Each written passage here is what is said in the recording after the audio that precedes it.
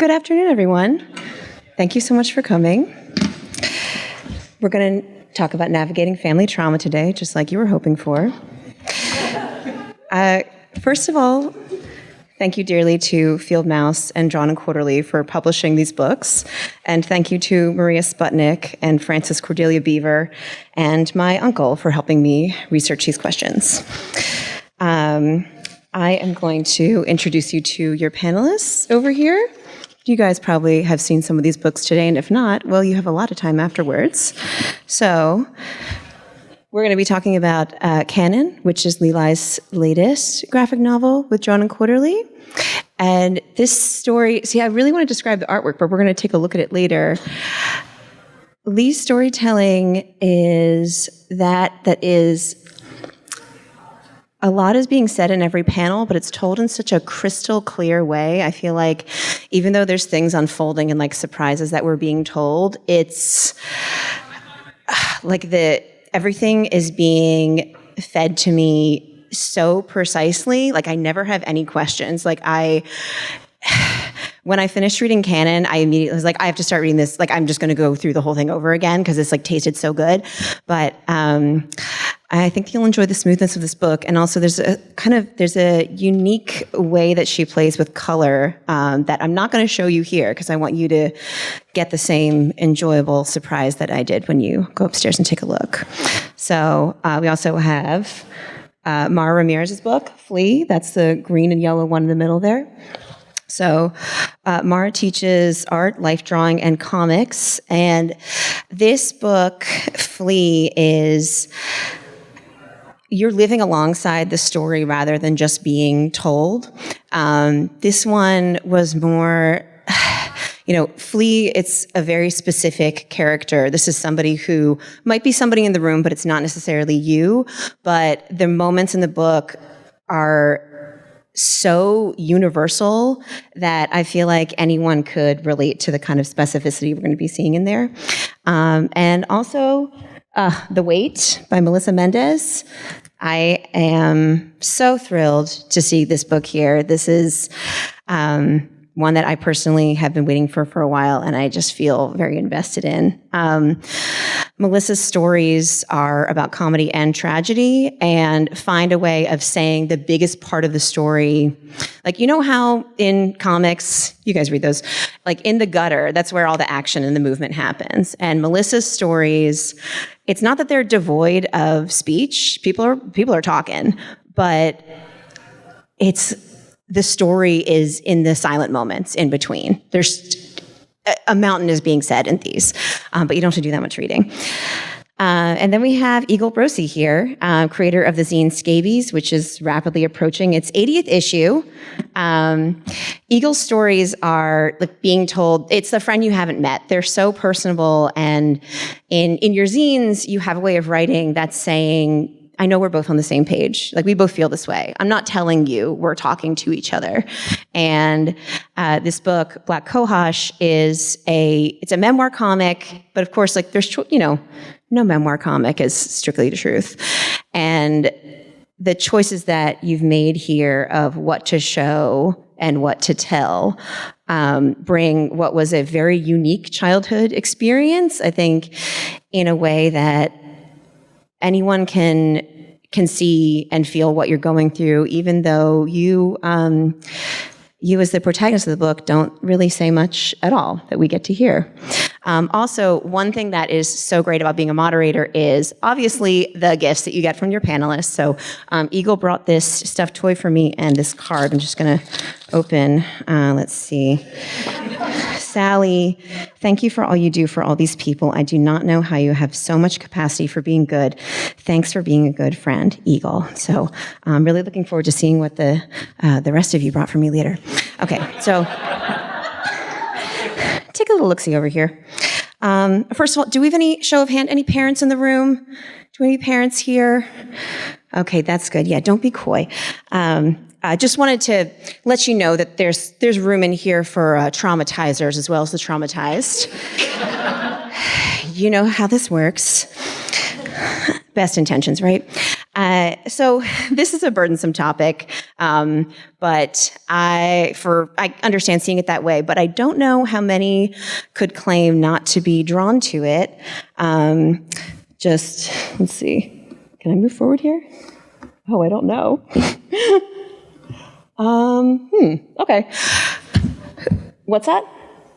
Is it a scroll down? You know what? Maybe we're just not going to know. You know what? We're not going to worry about that right now. Is there anyone here who hasn't read the book James and the Giant Peach or Matilda by Roald Dahl? Anyone? Anyone hasn't read it? You might get to it someday? Okay. I'm just saying, these are classic moments of traumatization, and I think that we're all pretty familiar with them. I would like to, give me 1 second. I'm going to see if there is any way that I can get this to work, because I would really like to show you the art, or I'm going to describe every single thing to you. I did that at Mocha. I will do it again. You have to, point it out. Point it towards something in here. Oh my God, that's it. Those are the books. I just talked about them. Yeah, so we know those. I didn't press anything though, but thank you for saying that. Okay, let's take a little look-see here. We've got, Matilda's father is ripping her library book to shreds, crime. The Giving Tree, which I personally was only able to read one time as a child before saying this is way too much, but it's about parenting. We have Spiker and Sponge from James and the Giant Peach, and I just personally, as a lifelong fatso, I always really liked how he balanced having a fat villain and a skinny villain at the same time. Did it in Fantastic Mr. Fox too. So, and down here, it's hard to see. We've got For Better or For Worse. Anyone here familiar with that comic? Yeah, you guys read the news? So this is, the comic that you're seeing up here is a sequence from the early 90s when grandmother Marion passes away. And in the first strip, April, who is under 10 at the time, she's not eavesdropping, she's just listening. Don't judge her. To her parents talking about, it being towards the end of Marion's life and agreeing that April just wouldn't understand, and she knows to herself that she's going to remember this for the rest of her life. Who among us? And then at the bottom here, we have this Shel Silverstein illustration that you might remember from your own life of the little girl who passed away because her parents wouldn't buy her a pony. That might be unfair to some, but I think Abigail had it pretty hard over there. Okay. All right. Okay. I'm going to get you there. Okay. All right. Over here, we've got a panel from Eagle's Black Cohosh and from Mara's Flea. So Eagle is talking to his mother, and she is in the middle of explaining different leaf shapes, but then immediately saying, actually, don't tell anyone I told you that, as she realizes she's making what might be a racist comparison about leaf shapes that her grandfather taught her. And then we have Leaf over there is on the phone getting the bad news that her grandmother has just passed away, and her mother is saying, I'm sorry for telling you in this way. So, okay. This is a question for every single one here. So, do you remember seeking out the stories of family trauma as a kid? Because I know that most to 100% of you saw some of these growing up because you told me so over the phone. And did you find yourself consciously being drawn to these stories? And if not, what were you looking for? Mara? I don't know if it was conscious. I don't think I even realized until right now that they were really deeply about childhood trauma. But those are all books I like a lot. Eagle? I don't know if I understand the question of seeking out childhood trauma. I think in stories, not for your own life. I think that both of my parents came from places of trauma, and so they would talk about that, and they were open about it. Because when you're recovering and you're not seeing a therapist, you just pretend that your children are your therapist, right? And so that's what they did. That's really I mean, I don't know about understanding it as seeking out trauma, but I do remember like really seeking out horrible stories when I was a child because I found them just delightful. Like when I was 6, there was a requirement to dress as your favorite literary character to school.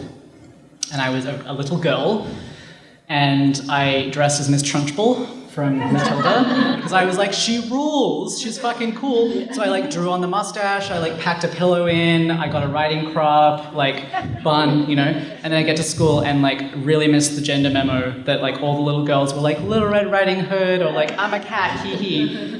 What book is that from? I'm a cat? I don't know, cats in children's books generally. Seems like a cheat. But I remember spending the day being totally mortified about my choices, but also trying to explain to people why Miss Trunchbull was so cool. And like, I don't know about you guys, but childhood was amazing and interesting, and also there was plenty of horrible characters in my own childhood, and I remember being delighted by that in Roald Dahl's books in particular, because he's famous for being horrible. Like, he was a horrible man, and he wrote delightful, horrible stories, and I think that's what we all love about him. And so I remember being drawn to that and finding it very hard to justify that to anyone. Do you feel like you were being entertained and soothed by these, or just entertained because, like, she's just so wild? Or none of those things? I can't put my finger on whether it was soothing. I think it was just thrilling. And I think part of it was feeling not condescended to. Because I think I felt tricked by the charm of other children's books that only displayed things that were lovely, because that's not accurate, and children can tell. Yeah, I know. I think Maurice Sendak said childhood is cannibals and psychotics vomiting into your own mouth. What a quote. Kids know that. Yeah. You do too. Melissa?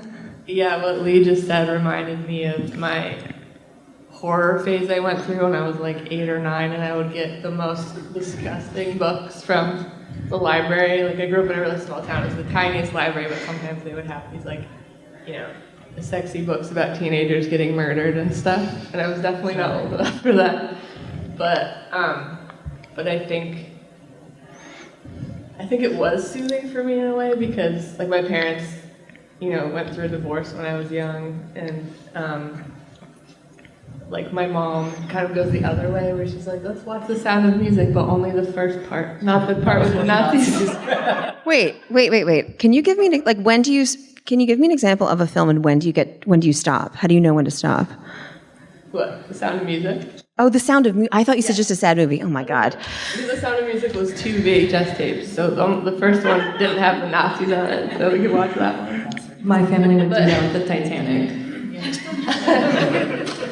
God. But I think like that kind of stuff, like the really dark stuff, was like therapy for me, because no one else was talking about how much things sucked, and I was just like, I need some kind of release.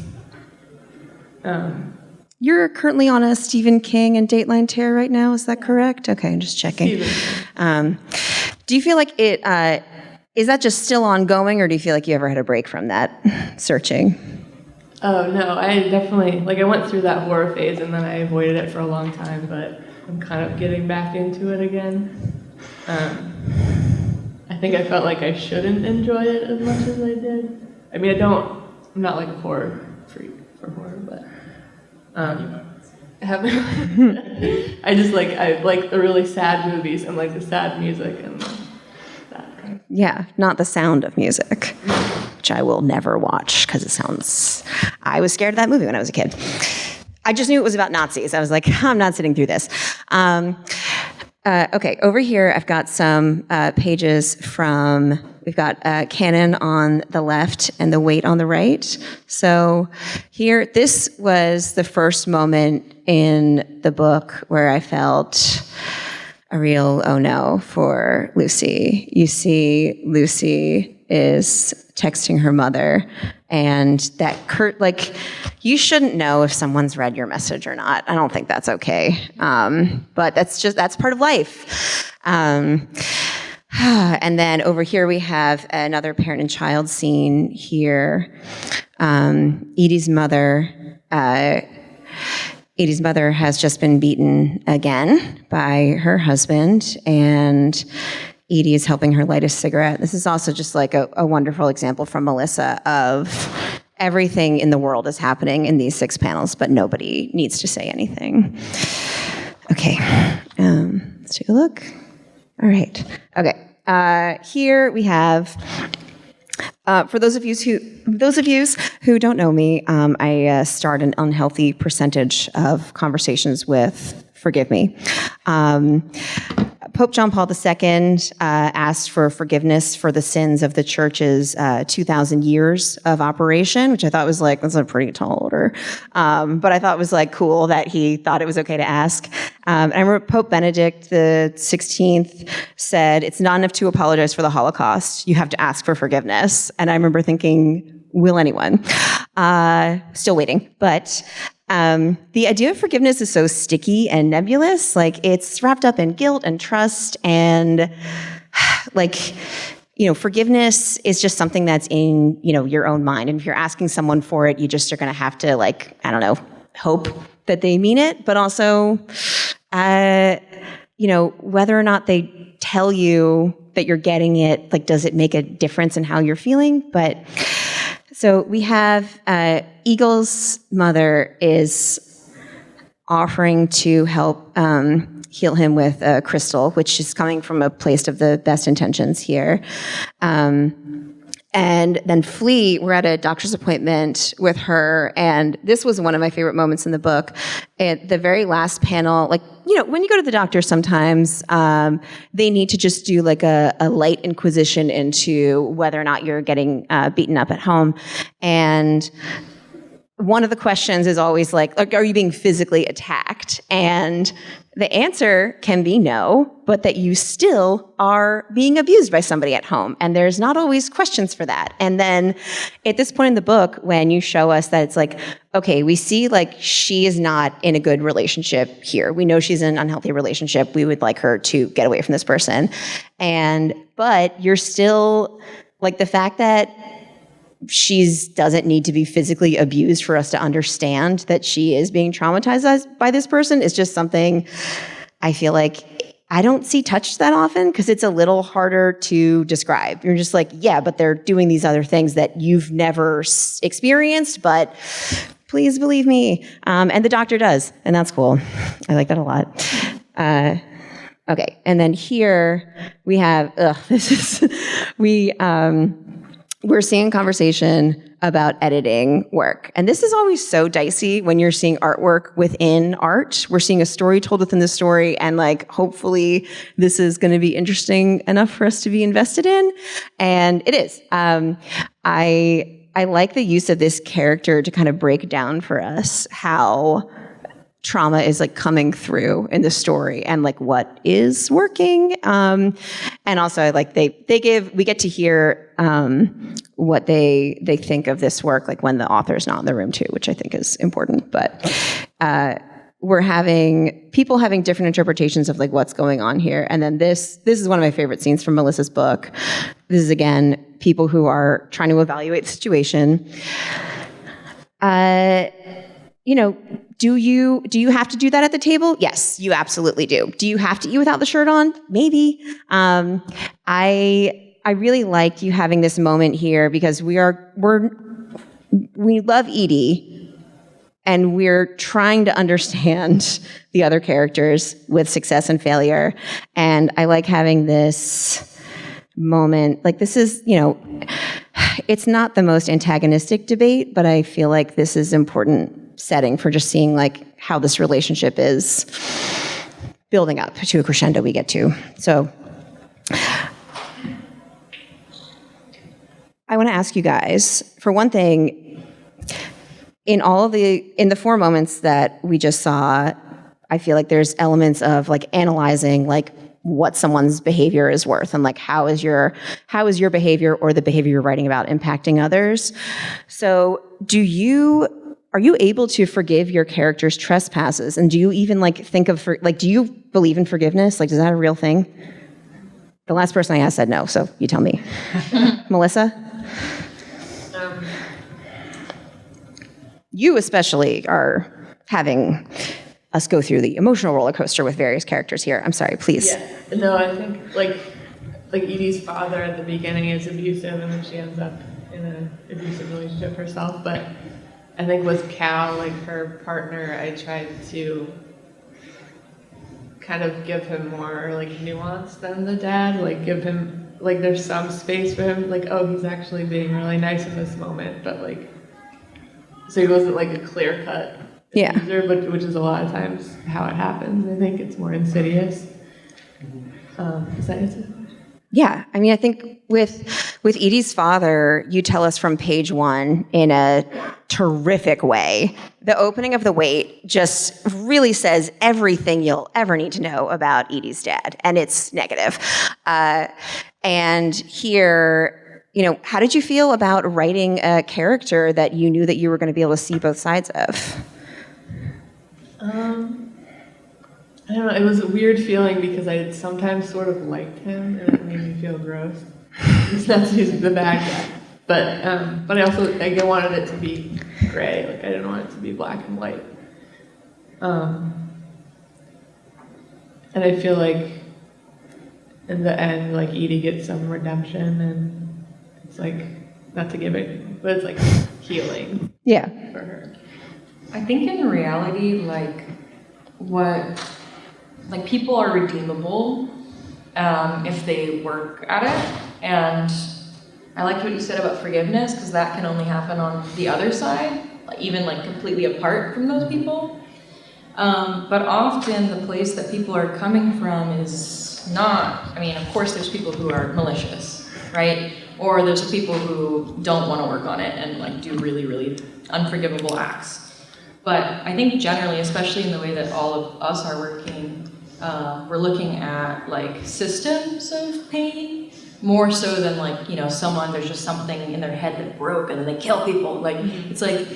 I'm interested in looking at the people who are complicated figures because they have some unhealed shit inside of them, something that is just not being looked at, not being worked on. And so with my book, I try to showcase that by having, my main character is, you see her with her family, and her family, she has a lot of alcoholism in her family, which is super common.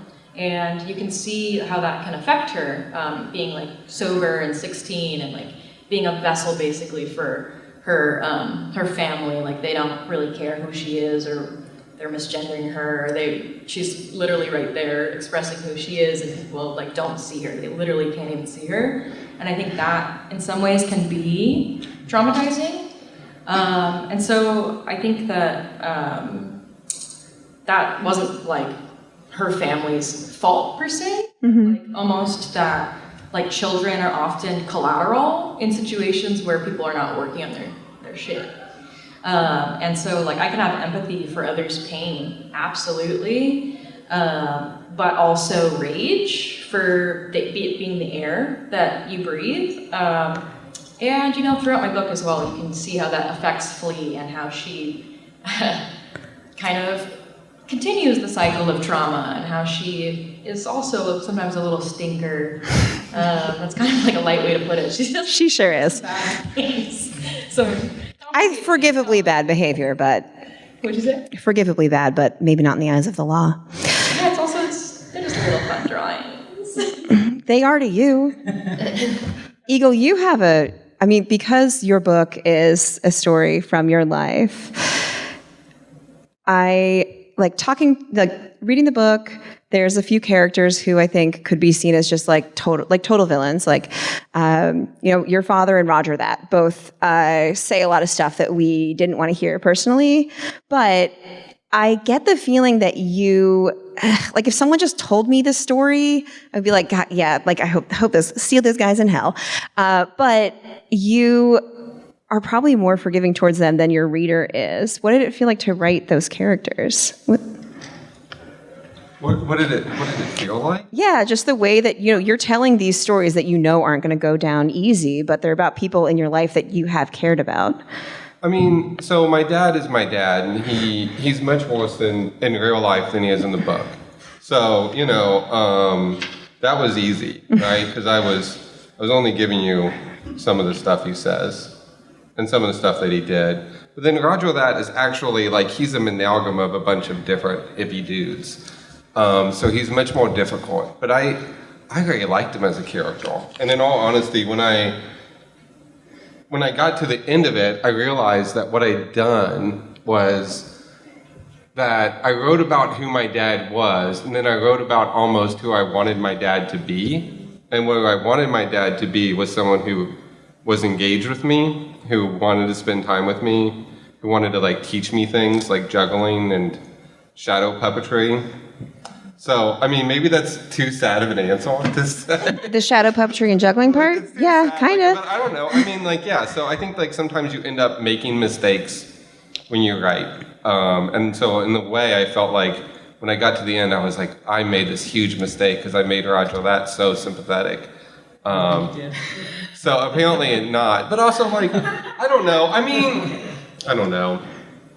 I mean, I also like, I grew up in a bookstore. The books that I like, all of them, from Dorothy, like Allison or Dorothy Hahn, and all the books that my parents had were Appalachian books.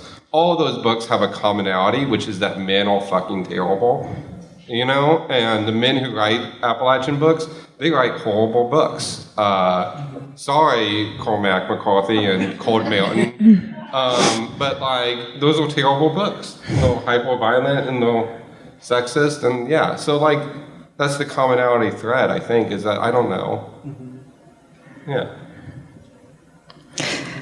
Lee, you have an intergenerational story here, and I know that, for anyone who has ever loved a grandparent and talked to somebody who didn't feel the same way about their grandparents, like I feel like there's just, you're never going to be able to bridge that gap. Like you can't show somebody what that feels like. And there's moments in your book where Lucy is having more patience maybe than some others would for misbehaviors in her life. Will you talk to me about how you felt about writing a character who is going to be perceived as like kind of like they're letting themselves be like walked on, but you're showing the reader more than what's going on there? Yeah, like it was hard with Lucy because it's a book with no narrative prose. And so writing a stoic protagonist who doesn't talk about her feelings, that's kind of the whole point. It's challenging to show what her psychological state is, but I think what I wanted with her dynamic, so she's in a best friendship with Trish, who's a much bigger personality, and Trish in this story betrays her and exploits her story to some extent, and then also she's got various family members who are being extremely neglectful in moments of great need. And what was interesting in this story for me with her and seeing kinds of the way she behaves under pressure was, and not to victim blame, but to see the ways in which she's enabling that dynamic as well. Like it takes two. It doesn't mean that the behavior is acceptable. And I had my own personal reasons for wanting to explore that in the ways that I have contributed to the shit that's happened to me, without necessarily responsibilizing myself for other people's behavior. The question about forgiveness is a real motherfucker. It's a really good one. And just to say one thing about that, which I think Lucy comes to a point in the story where she's faced with different choices around forgiveness, and I do think forgiveness is a choice for the most part.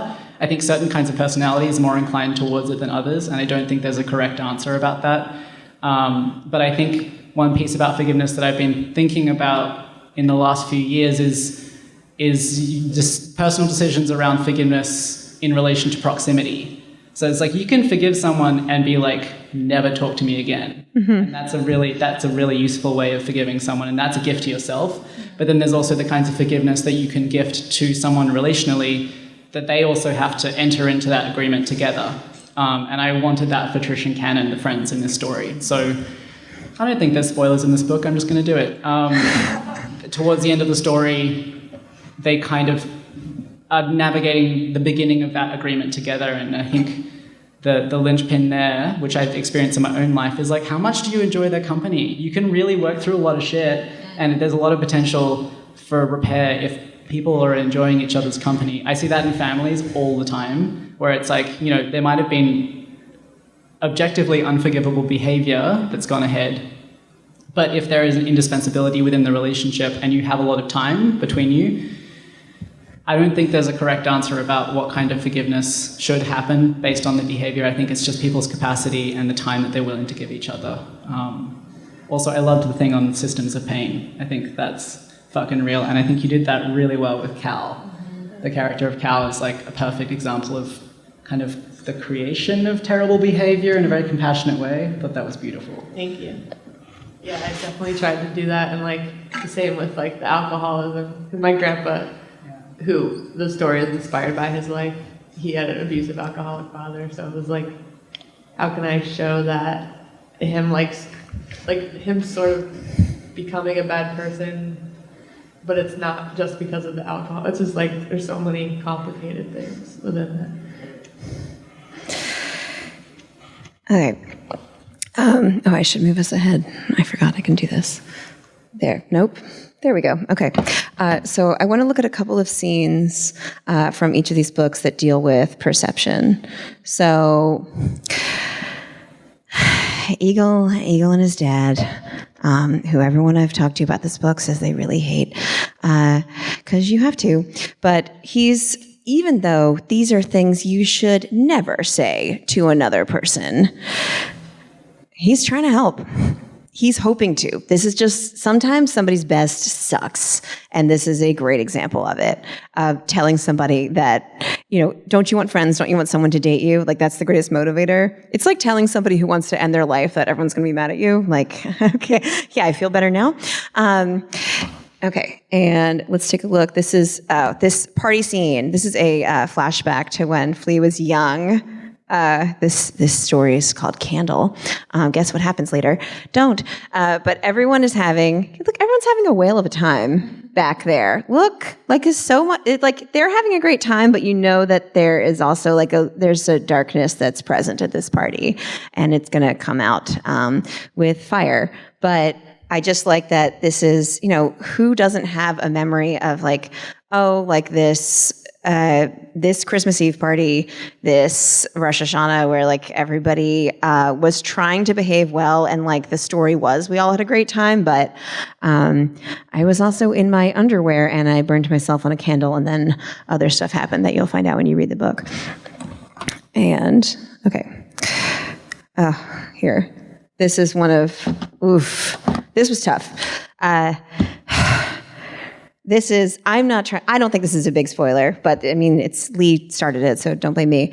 But there's a couple, there's this quick scene in here where just, you know, it's so classic, cause like, Jesus Christ, I asked you to do this one thing, like I asked you to put on the rice. And personally, I've been the victim and the perp of not putting on the rice, but here where like it is such a big deal to forget to put on the rice, but for the person who didn't do it, it's just like, it's just a small, like I didn't put it in there and turn on the rice cooker. Like it's okay, like we're gonna get through the day. But I just got home from work and with the groceries, and I was expecting this thing to happen.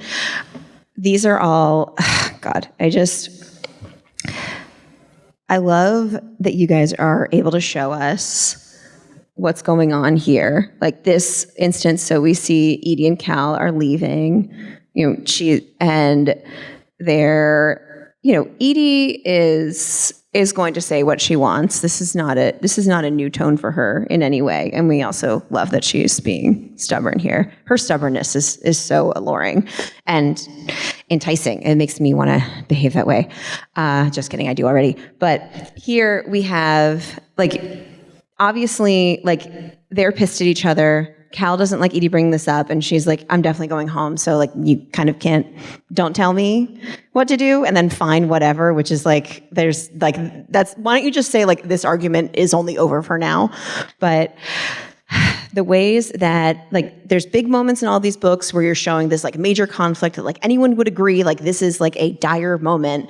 And then there's lots and lots of, like, studying it with, like, these quiet conversations that, like, have to be finished in your head. So, you know, there's a confusion of caring and neglect in all of these scenes.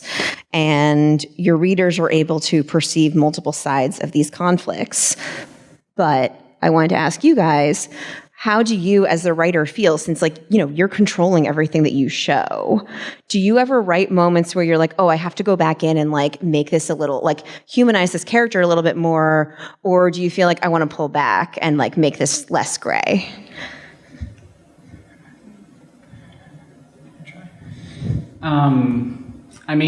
One of the big goals in my story this time around was to demonize Trish. She's the bad best friend in the story, and I wanted to show this friendship kind of falling apart.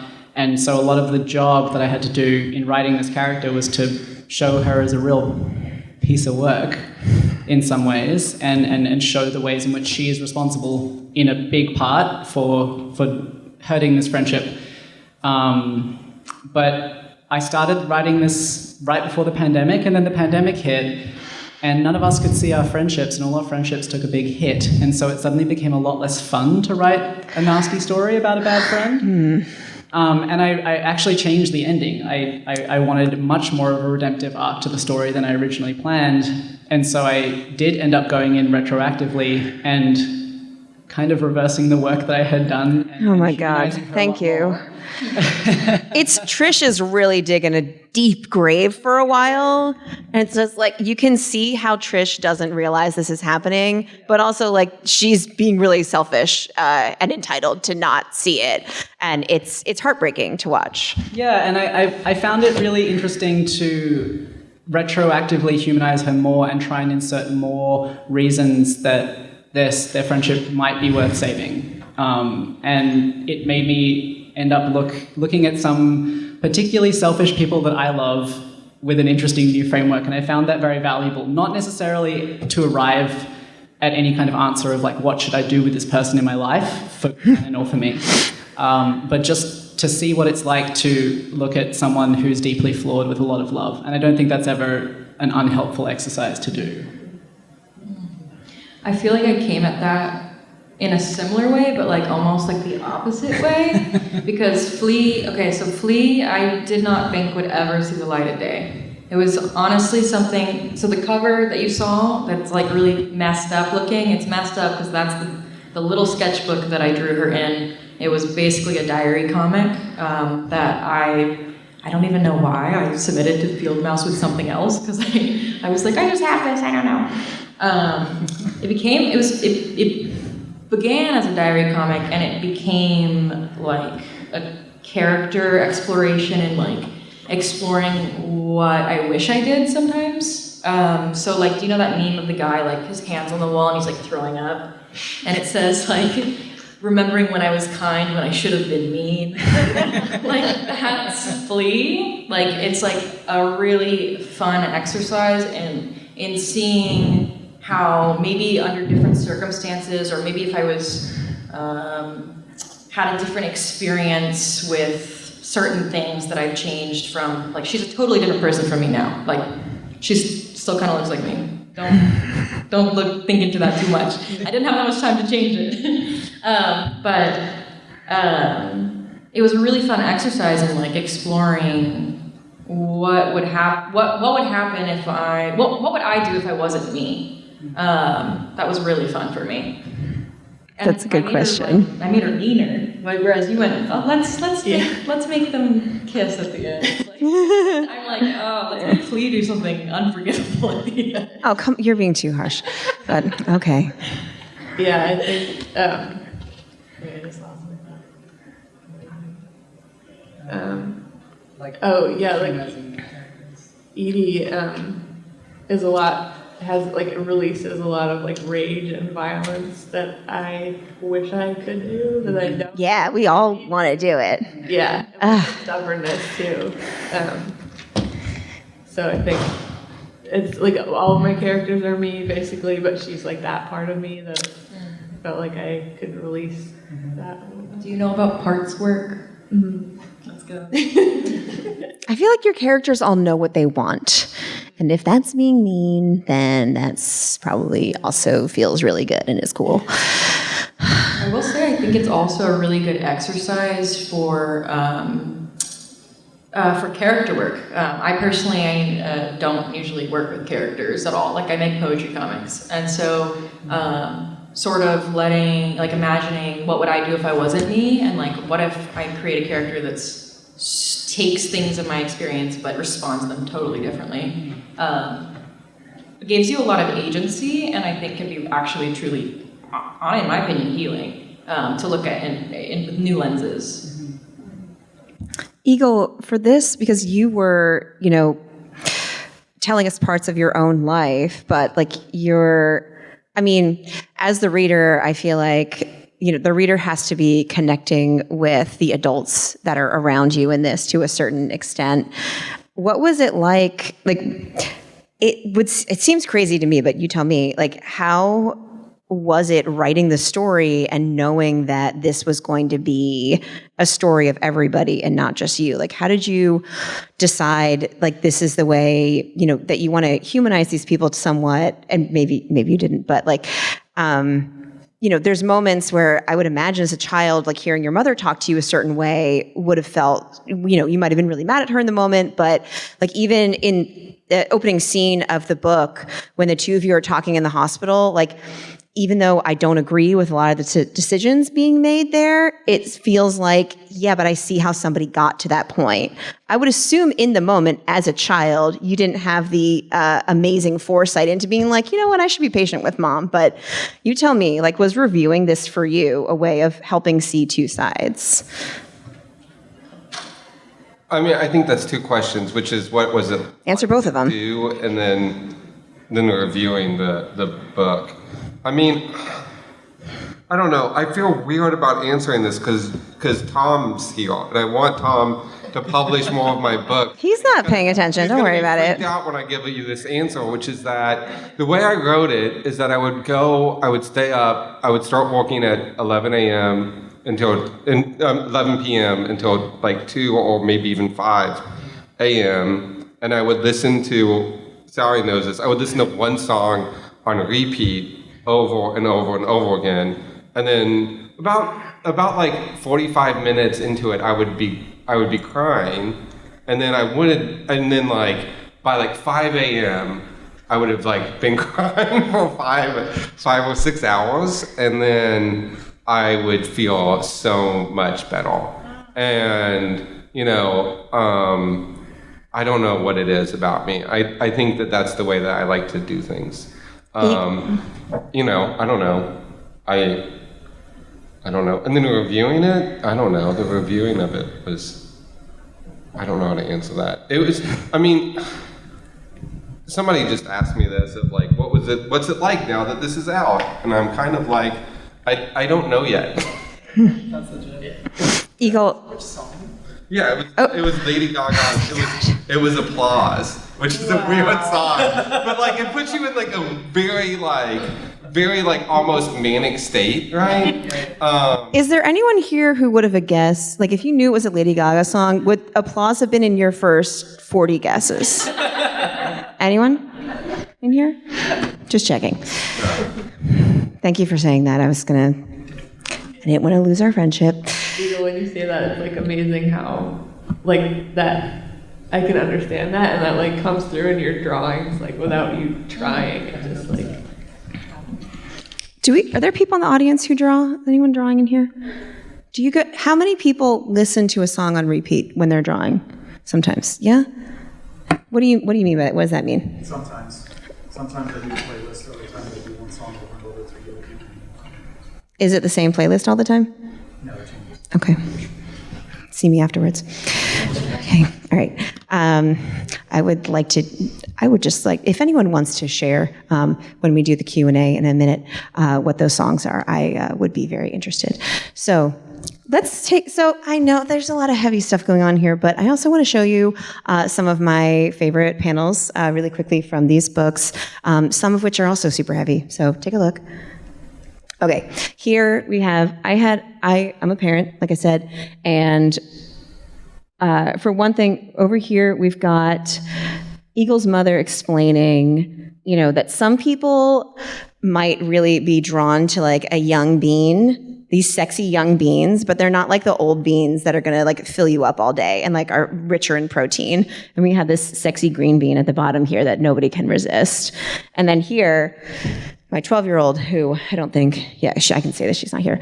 She was having like the worst day of school she'd ever had in her life when this book first came out. And she read this thing in one sitting. And when she got to this page of Eagle is being tormented in school, but then through the power of art is able to lift himself and us, the readers, up. This is a comic, Kevin and his amazing tiny penis, about how his tormentor, Kevin, somebody's lost the keys to their car. Oh my God, what can we do to pick the lock? There's nothing here that's small enough. Yes, there is. And that's how the Transformers came to be. Okay, here, this is, I could have this in every book I ever read, comics or otherwise. Just a list of like, this is like the Playboy, like turn-ons and turn-offs in the beginning of Flea. Just the things she loves and hates. And also like, of course, we love to love the things that we enjoy. But a lot of times I feel like there's a deeper bond over the stuff we hate. And I appreciate you letting us know right away with this character. Like, oh, hates those cops. Oh, these drawings are so good.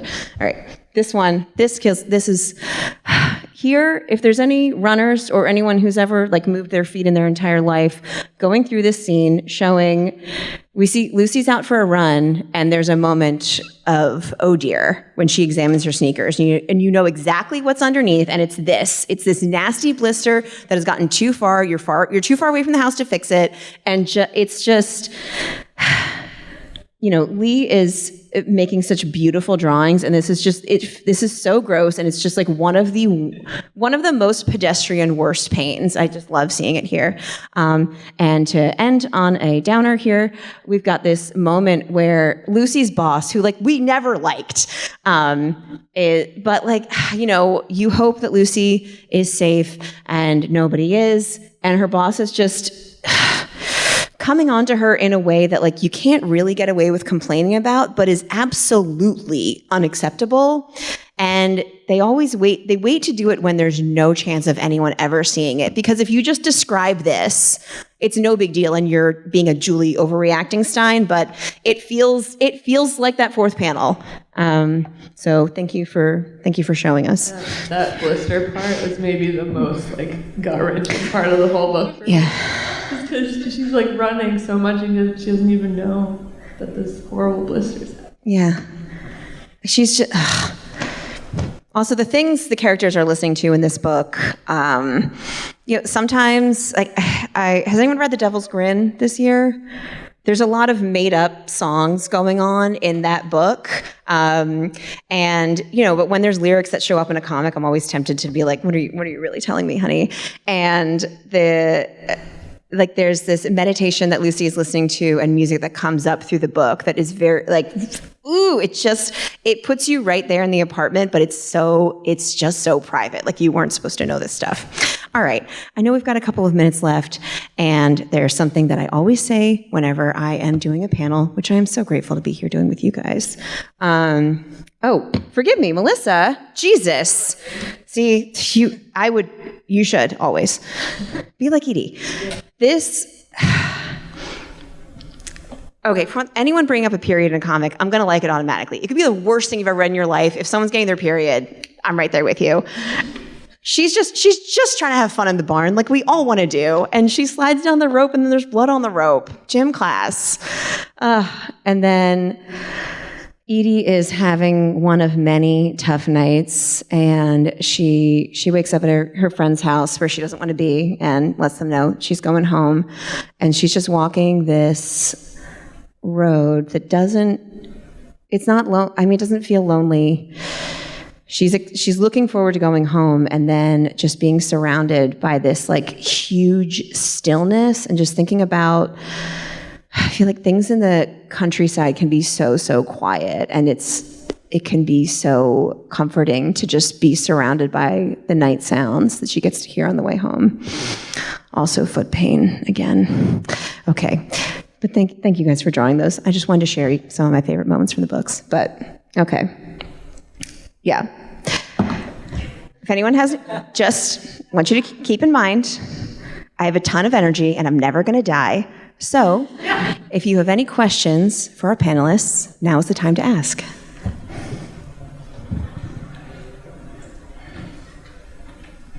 Okay. Yes?